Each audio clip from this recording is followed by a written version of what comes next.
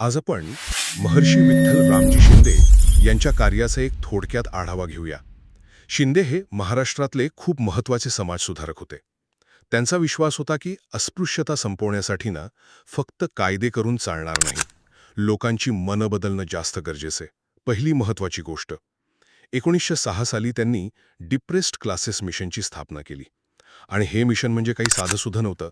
यामधून त्यांनी दलित मुलामुलींसाठी शाळा सुरू केल्या, वसतिगृहे चालवली आणि सगळ्यात महत्त्वाचं म्हणजे समाजात आत्मसन्मानाची भावना निर्माण केली.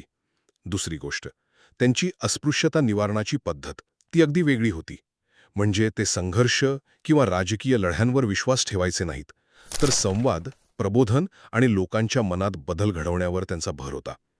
त्यांचा विचार अगदी स्पष्ट होता की जोपर्यंत सवर्ण समाजाचं मन बदलत नाही, तोपर्यंत फक्त कायद्याने समानता येणार नाही.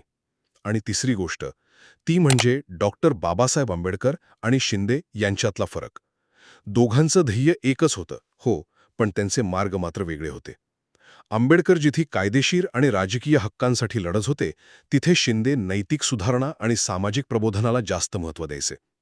याच कारणामुळे त्यांनी साऊथ बोरो कमिटीसमोर दलितांसाठी स्वतंत्र मतदारसंघाला विरोध केला, कारण त्यांना सामाजिक ऐक्य जास्त महत्त्वाचं वाटत होतं. थोडक्यात सांगायचं झालं तर महर्षी शिंदे यांनी दलित मुक्तीच्या लढ्याला संघर्षाऐवजी संवादाचा मार्ग दाखवून त्याला एक नैतिक आणि राष्ट्रीय स्वरूप दिलं.